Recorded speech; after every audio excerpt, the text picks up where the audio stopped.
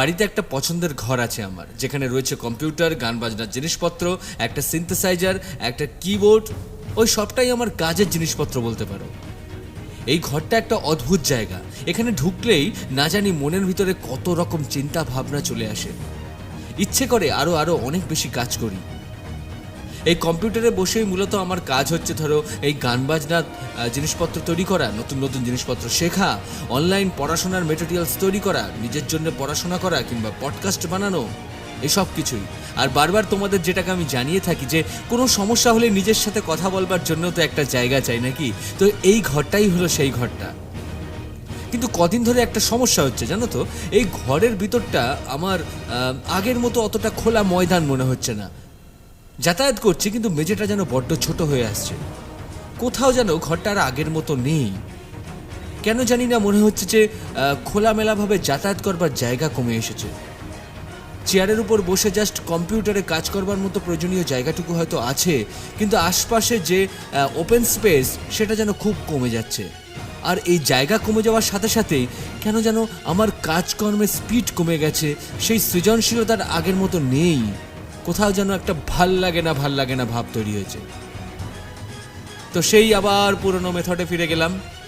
আমার মেথড তো একটাই না, আমি নিজের সাথে কথা বলতে ভীষণ ভালোবাসি। নিজেকে জিজ্ঞেস করলাম, ঘরটা তো একই আছে নাকি নেই? কোথায় বদলে গেল? যে ঘরে বসে আমি না জানি কত কাজ করে এসেছি এতদিন ধরে, সেই ঘরে আজকে আমি হাঁটতে কেন পারছি না?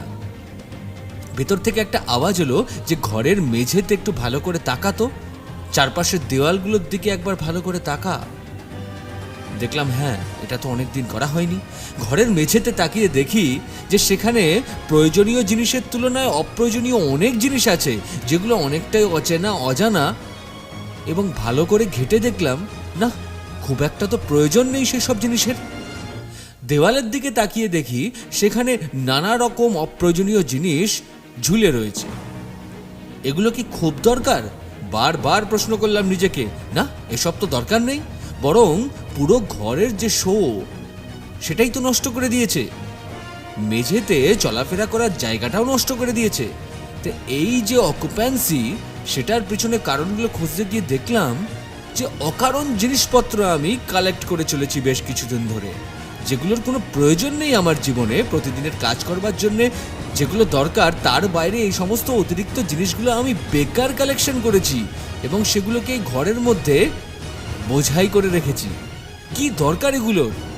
বরং আমার যে খোলার জায়গাটা ছিল সেটা থাকলে আমি তো ইচ্ছে মতো ঘুরতে পারতাম, ফিরতে পারতাম, নিজের মনের মতো করে বাঁচতে পারতাম। তাহলে এই হলো কারণ, এই অপ্রয়োজনীয় জিনিসগুলোকে কালেক্ট করতে থেকেছি, সেগুলো নানা রকমভাবে আমার এই ঘরের ভিতর ঢুকেছে আর মেঝেটাকে, দেওয়ালটাকে নষ্ট করে দিয়ে আমার মনের খেলাধুলা করবার ওপেন স্পেসটাই নষ্ট করে দিয়েছে। আসলে এই ঘরটা জানো তো আমার মনেরই পরিচায়ক, অর্থাৎ আমার মনটাও তো এই ঘরের মতোই। সেখানে অবাঞ্ছিত অপ্রয়োজনীয় জিনিসগুলো যদি জমাট বাঁধতে থাকে তাহলে খোলামেলা ভাবটা তো চলে যেতে বাধ্য। আর ভালো কাজ করতে গেলে, ক্রিয়েটিভ কাজ করতে গেলে, এগোতে গেলে এই খোলামেলা জায়গাটা ভীষণ দরকার। দেওয়ালগুলো বড্ড বেশি পরিষ্কার হওয়া দরকার, যেখানে আমার মনের রিফ্লেকশনটা যেন আমি পরিষ্কার দেখতে পাই। যেটা আমার ফোকাস, যেটা আমার প্রয়োজন, যেটা আমার শেখবার জায়গা, যেটা আমার খিদে, যেটা আমার ইচ্ছা শক্তি, তার বাইরে অপ্রয়োজনীয় জিনিসগুলোকে পরিষ্কার করবার সময় চলে এসছে। তাই তুলে নিলাম ঝাঁটা। তারপর তো মার ঝাড়ু মেরে ঝেঁটিয়ে বিদায় কর। দেখো মনটা বেশ খোলামেলা লাগছে, ঘরের মেঝেটা আবার আগের মতো পরিষ্কার, আবার আমি ইচ্ছে মতো হাঁটতে পারছি, চলতে পারছি, দুহাত মেলে কাজ করতে পারছি।